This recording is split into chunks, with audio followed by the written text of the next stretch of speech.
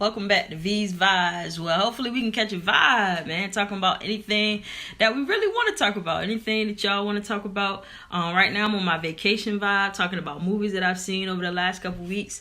Right now I want to talk about two movies that are kind of in the middle of my vibe. All right. One was called Everything, and it is starring two brown women, so I already appreciate it right off the bat. One is Anika Nani Rose, who I am a big fan of, and her daughter in this film is another young black actress that I do not know her name right off the bat, but you guys can Google that. That's what the internet is for.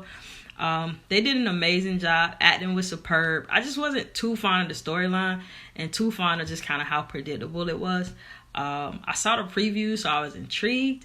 It's about a young lady who's been in the house her whole life. So everything, to me, it was kind of blah. I'm sorry. It was kind of predictable. It was kind of blah. It was kind of like you already knew that what the young lady thought was going on in her life may not have been what was going on. It's a love story, a little bit of Romeo and Juliet-ish vibe going on. Nobody dies. I'm no spoiler in that case. Sorry, but there's nobody that dies. But the young lady is extremely ill in the film, and so she has to stay in the house. But she meets this guy that moves in next door. So kind of like a little cute little teenage love story. And I'm always up for those. Actually, I'm not always up for those, but I was in a mood, so I watched it. But again, what I really appreciated was the people of color leading the way in this story. It just really wasn't what I expected. I think you should watch it and see for yourself. It's called Everything. So again, not sure if that cut off, but that's Everything. The next movie that I want to talk about is Life of the Party. Melissa McCarthy. She is hilarious.